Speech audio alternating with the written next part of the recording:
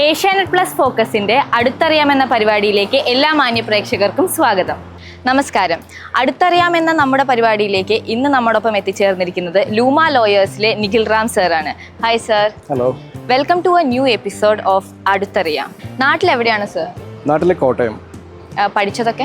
പഠിച്ചത് ഡിഗ്രി പഠിച്ചത് law college Trivandrum, government law college. അത് കഴിഞ്ഞ് പിന്നെ ഓസ്ട്രേലിയയിലോട്ട് മാസ്റ്റേഴ്സ് ചെയ്യാൻ വേണ്ടിയിട്ട് വന്നു അല്ലേ? അതെ, 2013 ഓസ്ട്രേലിയയിലേക്ക് മൂവ് ചെയ്തു. സ്റ്റുഡൻറ്റ് വിസയിൽ 2 മാസ്റ്റേഴ്സ് ചെയ്തു. മാസ്റ്റേഴ്സ് ഇൻ ഹ്യൂമൻ റൈറ്റ്സും മാസ്റ്റർ ഓഫ് കൊമേഴ്ഷ്യൽ ലോയിലും 2 മാസ്റ്റേഴ്സ് ചെയ്തു. അതിനുശേഷം മറ്റ് ലോ ഡിഗ്രി സംബന്ധമായ കാര്യങ്ങൾ ഫർദർ സ്റ്റഡീസ് ചെയ്തു. അതിനുശേഷം പ്രൈവറ്റ് ഫേംസിൽ വർക്ക് ചെയ്തു. പിന്നീട് ഗവൺമെൻറ് നോട്ട് ഫോർ പ്രോഫിറ്റ് ഫേംസിൽ വർക്ക് ചെയ്തു. പിന്നീട് ഇപ്പോൾ സ്വന്തം ലോ ഫേം റൺ ചെയ്യുന്നു. എന്തുകൊണ്ടാണ് ലോയർ എന്നൊരു പ്രൊഫഷൻ ചൂസ് ചെയ്യാനായിട്ട് ഒരു കാരണം? ഞാൻ എൻജിനീയറിംഗ് ആണ് ആദ്യം ചൂസ് ചെയ്ത പ്രൊഫഷൻ. അത് ഞാനൊരു 3 വർഷത്തിന് ശേഷം ഞാൻ ഡ്രോപ്പ് ഔട്ടായിപ്പോയി. ഡ്രോപ്പ് ഔട്ടായതിനു ശേഷം അന്ന് എനിക്ക് മുമ്പിൽ വേറെ വഴിയൊന്നുമില്ലായിരുന്നു, മറ്റൊരു പ്രൊഫഷൻ എടുക്കാമെന്നുള്ളതായിരുന്നു. പക്ഷേ എൻ്റെ വേറൊരു എയിം എന്ന് പറഞ്ഞു കഴിഞ്ഞാൽ സിവിൽ സർവീസ് ചെയ്യണമെന്നുണ്ടായിരുന്നു. അപ്പോൾ ഓട്ടോമാറ്റിക്കായിട്ട് നമുക്ക് ലോ പഠിക്കണം. അപ്പോൾ എനിക്ക് തോന്നി എന്തുകൊണ്ട് നമുക്ക് LLB പഠിച്ചുകൂടാ. അപ്പോൾ LLB പഠിക്കാം, അതിൻ്റെ കൂട്ടത്തിൽ വേണമെങ്കിൽ സിവിൽ സർവീസും ചെയ്യാം. And also it's A professional course. അങ്ങനെയാണ് ലോയിലോട്ട് തിരിഞ്ഞത്. +2 കഴിയുമ്പോൾ ഒരു ലോ എന്നുള്ള ഒരു പ്രൊഫഷനെക്കുറിച്ച് ചിന്തിച്ചിട്ട് പോലുമില്ല. പക്ഷേ ഗ്രാജുവലി ഞാൻ അതിലേക്ക് ഇൻവോൾവ് ആവുകയും പിന്നീട് അങ്ങ് പാഷൻ കയറി ഭയങ്കര ആത്മാർത്ഥമായിട്ട് സ്റ്റഡി ചെയ്തു. സപ്ലീസ് ഒന്നുമില്ലാതെ ഫസ്റ്റ് ചാൻസ് തന്നെ പാസ്സായി. നാട്ടിലെ കുറച്ചുകൂടെ പ്രാക്ടീസ് ചെയ്തു. അപ്പോൾ കൂടെയുള്ള എല്ലാവരും ഇങ്ങനെ അന്നൊരു ട്രെൻഡ് സ്റ്റാർട്ട് ചെയ്തിട്ടില്ല. ജസ്റ്റ് നഴ്സസ്, ഹെൽത്ത് പ്രൊഫഷനുള്ളവരൊക്കെ വിദേശത്തേക്ക് പോകുന്നൊരു ട്രെൻഡ് ഉണ്ടായിരുന്നു. അപ്പോൾ ആ സമയത്ത് ഞാനും ചിന്തിച്ചു ഐ വുഡൻ്റ് ആയി. ദെൻ അങ്ങനെ IELTS എഴുതിയ സ്റ്റുഡൻറ്റ് വിസയിൽ ഓസ്ട്രേലിയ വന്നു. കോഴ്സെല്ലാം കംപ്ലീറ്റ് ചെയ്തു. ഇവിടെ അല്ലാതെ തന്നെ ഒരുപാട് ഓപ്പർച്യൂണിറ്റീസ് ഉണ്ട്. ഫോർ എക്സാമ്പിൾ നമുക്ക് ഗവൺമെൻറ്റിൽ കയറാം, പ്രൈവറ്റ് ലോ ഫേംസിൽ കയറാം, കോർപ്പറേറ്റ് ലോ ഫേംസിൽ കയറാം. നമുക്കിപ്പോൾ കിട്ടുന്നതിനേക്കാൾ കൂടുതൽ നല്ല സാലറിയിൽ വളരെ സ്ട്രെസ് ഫ്രീ ആയിട്ട് ജോലി ചെയ്യാം. Monday to Friday മാത്രം ജോലി ചെയ്താൽ മതി. ഇപ്പം എൻ്റെ ഒരു ജോലി ശൈലി എന്ന് പറഞ്ഞാൽ ഇപ്പോഴത്തെ രീതി എന്ന് പറഞ്ഞാൽ ഞാൻ 24/7 ഞാൻ ജോലിയിലാണ്.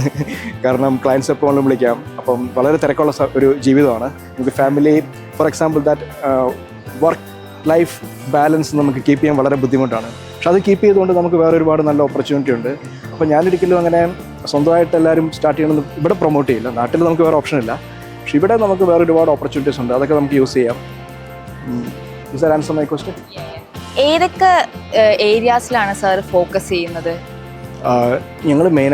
ഞാൻ മെയിനായിട്ട് ക്രിമിനൽ, ഫാമിലി, ഡൊമസ്റ്റിക് വയലൻസ് ഈ ഏരിയസാണ് ഫോക്കസ് ചെയ്യുന്നത്. പക്ഷേ എൻ്റെ ഫേമിൽ നമ്മൾ എല്ലാ ലോസും, ഫോർ എക്സാമ്പിൾ കൊമേഴ്ഷ്യൽ ലോ ചെയ്യുന്ന ലോയേഴ്സ് ഉണ്ട്, വിൽസ് ആൻഡ് എസ്റ്റേറ്റ് ചെയ്യുന്ന ലോയേഴ്സ് ഉണ്ട്, അതുപോലെ തന്നെ കൺവെയൻസിങ്, വീട് വാങ്ങുക, വിൽക്കുക, അങ്ങനത്തെ റെസിഡൻഷ്യൽ ബൈയിങ് സെല്ലിങ്, പിന്നെ കൊമേഴ്ഷ്യൽ ബൈയിങ് സെല്ലിങ്, ഇതൊക്കെ ചെയ്യാൻ വേറെ ലോയേഴ്സ് ഉണ്ട്. പക്ഷെ ഞാൻ ബേസിക്കലി എൻ്റെ ഏരിയ ഓഫ് എക്സ്പെർട്ടൈസ് എന്ന് പറഞ്ഞു കഴിഞ്ഞാൽ ക്രിമിനൽ, ഫാമിലി, DV, ഇത്രയാണ് ഞാൻ ചെയ്യുന്നത്.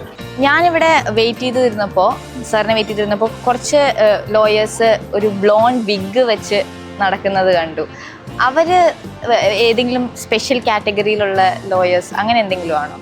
അവർ ബാരിസ്റ്റേഴ്സാണ്. ഇപ്പോൾ ഞങ്ങൾ സോളിസിറ്റേഴ്സാണ്, അവർ ബാരിസ്റ്റേഴ്സാണ്. വ്യത്യാസം എന്താ, രണ്ടും ലോയറിൻ്റെ കീഴിൽ വരുന്നതാണ്, ആ ഒരു പൊസിഷൻ്റെ കീഴിൽ വരുന്നതാണ്.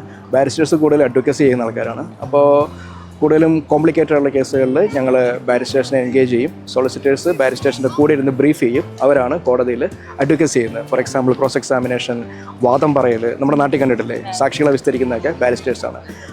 അവരാണ് നോർമലി ഈ വിഗ് വെച്ച് വരുന്നത്. അതാവണമെന്നുണ്ടെങ്കിൽ നമ്മളിനി ഒരു എക്സാം എഴുതണം, ബാർ എക്സാം എഴുതണം. അതിന് ശേഷം അതാവാൻ പറ്റുള്ളൂ.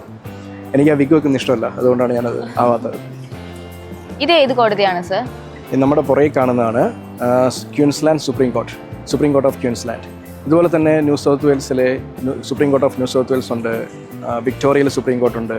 അപ്പോൾ നിങ്ങൾക്ക് തോന്നും ഇങ്ങനെ എല്ലാ സ്റ്റേറ്റിലും എന്താ സുപ്രീം കോർട്ട് എന്ന്. അതായത് നമ്മുടെ ഇന്ത്യയിൽ എല്ലാ സ്റ്റേറ്റിലും ഹൈക്കോർട്ടുണ്ട്, പക്ഷേ ഒരു സുപ്രീം കോർട്ടുള്ളൂ, അത് ഡൽഹിയിലാണ്. പക്ഷേ ഇവിടെ എന്ന് പറഞ്ഞു കഴിഞ്ഞാൽ എല്ലാ സ്റ്റേറ്റിലും സുപ്രീം കോർട്ടുണ്ട്, പക്ഷേ ഒരു ഹൈക്കോർട്ടുള്ളൂ, അത് ക്യാൻബറയിലാണ്. അതാണ് ഒരു മേജർ ഡിഫറൻസ് ഇവിടെ ഉള്ളത്. അപ്പോൾ ഹൈക്കോർട്ടാണ് സുപ്രീം കോർട്ടിനേക്കാൾ ഇവിടെ വലുത്? യെസ്, ഹൈക്കോർട്ടാണ് ഇവിടുത്തെ ഏറ്റവും ടോപ്പിലുള്ള കോർട്ട്. സുപ്രീം കോടതി എല്ലാ സ്റ്റേറ്റിലും ഉണ്ട്. ഇത് ബാക്കി കാണുന്ന സുപ്രീം കോടതി, പിന്നെ ഡിസ്ട്രിക്ട് കോർട്ട്, ഇത് രണ്ടും കൂടെ കൂടിയ ഒരു കോംപ്ലക്സ് ആണ്. ഇതിൻ്റെ അപ്പുറത്ത് വന്നിട്ട് മജിസ്ട്രേറ്റ് കോർട്ട്, പിന്നെ ഈ റോഡിൻ്റെ അക്രോസാണ് ഫെഡറൽ കോർട്ട്. അതായത് ഈ മൈഗ്രേഷൻ മാറ്റേഴ്സ്, ഫാമിലി മാറ്റേഴ്സ്, ഇതെല്ലാം ഫെഡറൽ കോർട്ടാണ് നടക്കുന്നത്. ഫാമിലി മാറ്റേഴ്സിനെ കുറിച്ച് പറഞ്ഞപ്പോഴാണ് നാട്ടിലെയും ഇവിടെയുമായിട്ടുള്ള എസ്പെഷ്യലി ഈ ഡിവോഴ്സ് ഏരിയാസിൽ ഒരുപാട് വ്യത്യാസങ്ങളുണ്ട്. ആ ഒരു വ്യത്യാസത്തിനെ കുറിച്ചൊന്ന് പറയാമോ? നാട്ടിലെന്ന് പറഞ്ഞാൽ ഒരാൾക്ക് ഡിവോഴ്സ് കിട്ടണമെങ്കിൽ നമ്മളത് ഒരുപാട് ലെങ്തി പ്രോസസ്സാണ്. അതുപോലെ തന്നെ നമുക്ക് ഇപ്പോൾ ഫോർ എക്സാമ്പിൾ എനിക്ക് ഡിവോഴ്സ് വേണമെങ്കിൽ എൻ്റെ ഭാര്യയ്ക്ക് അത് കണ്ടസ്റ്റ് ചെയ്യാം. അതുപോലെ എൻ്റെ ഭാര്യയ്ക്ക് ഡിവോഴ്സ് വേണമെങ്കിൽ എനിക്കത് കണ്ടസ്റ്റ് ചെയ്യാം. എല്ലായ്പ്പോഴും അല്ല, പക്ഷേ ഭൂരിഭാഗം സമയത്തും കണ്ടസ്റ്റ് ചെയ്ത് ഹിയറിങ്ങിലൂടെയാണ് നമുക്കത് വാദം പറഞ്ഞ് വേണം ഡിവോഴ്സ് മേടിക്കാൻ. പക്ഷേ ഓസ്ട്രേലിയയിൽ എന്ന് പറഞ്ഞാൽ ഒരു ഡിഫോൾട്ട് ഡിവോഴ്സ് സിസ്റ്റമാണ്. അതായത് ഒരു പാർട്ടിക്ക് മറ്റൊരാളോട് ജീവിക്കേണ്ട എന്നുണ്ടെങ്കിൽ ഡിവോഴ്സ് ഗ്രാൻഡ് ആക്കിയേ പറ്റുള്ളൂ. ചില കണ്ടീഷൻസ് ഉണ്ട്. ഒരു എക്സാമ്പിൾ പറഞ്ഞാൽ 12 മാസം അവർ സെപ്പറേറ്റഡ് ആയിരിക്കണം. ഓസ്ട്രേലിയ പെർമനൻറ്റ് ഹോമായിട്ട് അവർ കൺസിഡർ ചെയ്യണം. അങ്ങനെ കുറച്ച് ഞാൻ ലീഗൽ അഡ്വൈസിലോട്ട് പോകുന്നില്ല. അങ്ങനെ കുറച്ച് കാര്യങ്ങളുണ്ട്. പക്ഷേ ഒരു ഡിഫോൾട്ട് ഡിവോഴ്സ് സിസ്റ്റമാണ്. ഒരാൾക്ക് ഡിവോഴ്സ് വേണ്ടെന്നുണ്ടെങ്കിൽ, ഒരാൾക്ക് ഡിവോഴ്സ് വേണമെന്നുണ്ടെങ്കിൽ മറ്റേ ആൾക്ക് കണ്ടസ്റ്റ് ചെയ്യാൻ പറ്റില്ല. അയാൾക്ക് കുറച്ചും കൂടെ നീട്ടിക്കൊണ്ടുപോകാൻ പറ്റും. പക്ഷേ അൾട്ടിമേറ്റ്ലി അയാൾക്ക് ഡിവോഴ്സ് കിട്ടും. സാർ ഇപ്പോൾ ക്രിമിനൽ ലോസിൽ ഫോക്കസ് ചെയ്യുന്നതുകൊണ്ട് ചോദിക്കുകയാണ്. ഇപ്പോൾ നമ്മളെല്ലാവരും ഇമിഗ്രൻസ് ആണ്.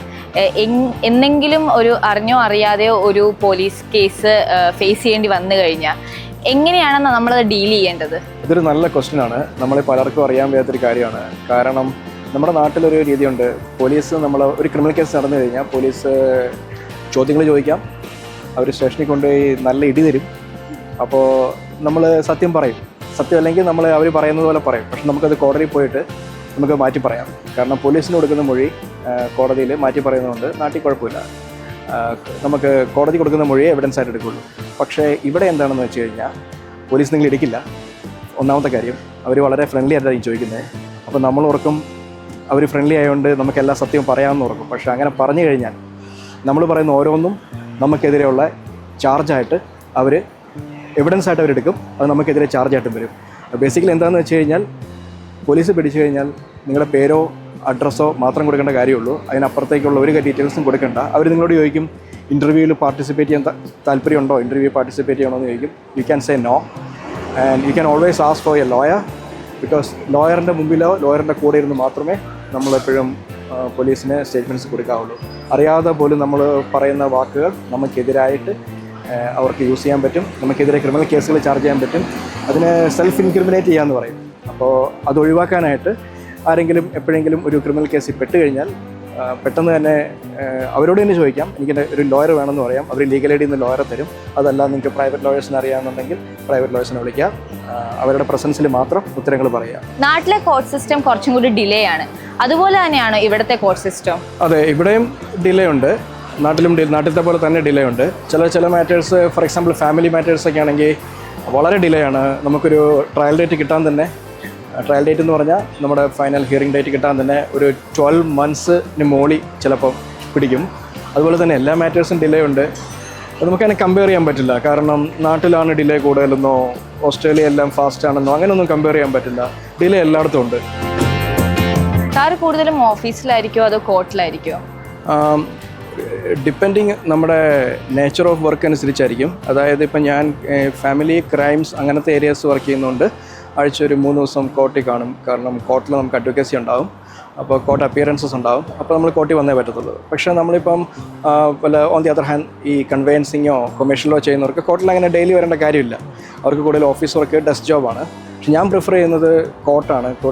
കാരണം ഞാൻ നാട്ടിൽ പ്രാക്ടീസ് ചെയ്തുകൊണ്ടിരുന്നതാണ്. പിന്നെ ഇവിടുത്തെ കോർട്ട് സിസ്റ്റം നാട്ടിലത്തെ കോടതിക്കകത്തുള്ള കാര്യങ്ങളൊക്കെ ഒരു ഓൾമോസ്റ്റ് സിമിലറാണ്. നമ്മൾ ഈ സാക്ഷി വിസ്താരവും ഇതുപോലെ വാദം പറച്ചിലും എല്ലാം ഇവിടെയും സിമിലറാണ്. പിന്നെ I believe advocacy is the beauty of this profession. Because നമ്മൾ കോർട്ടിൽ പോയി നമ്മൾ വാദം പറയുമ്പോഴും ആ ഒരു സാക്ഷി വിസ്താരം ചെയ്യുമ്പോഴേക്കാണ് നമുക്ക് റിയൽ അഡ്വക്കസി നമുക്കത് എൻജോയ് ചെയ്യാൻ പറ്റുന്നത്, പ്രൊഫഷൻ എൻജോയ് ചെയ്യാൻ പറ്റുന്നത്.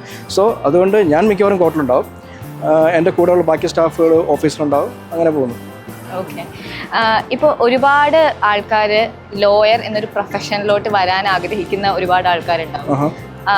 ഇത്രയും നാളത്തെ ഒരു എക്സ്പീരിയൻസ് വെച്ച് സാറിനൊരു മെസ്സേജ് കൊടുക്കാൻ പറ്റുമെങ്കിൽ അതെന്തായിരിക്കും? ഷുവർ. അങ്ങനെ ചോദിച്ചു കഴിഞ്ഞാൽ ഇപ്പോൾ പുതുതായിട്ട് വരുന്നവരോട് പറയാനുള്ളത് വളരെ ചലഞ്ചിങ് ആയിട്ടുള്ളൊരു പ്രൊഫഷനാണ്.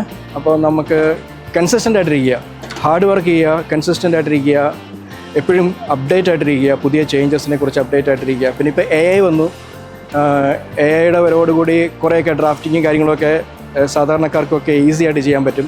അപ്പോൾ അപ്പോൾ നമ്മളവിടെ കുറച്ചുകൂടി ഡിഫറെൻ്റ് ആയിട്ട് എന്തെങ്കിലും ചെയ്യണം. പിന്നെ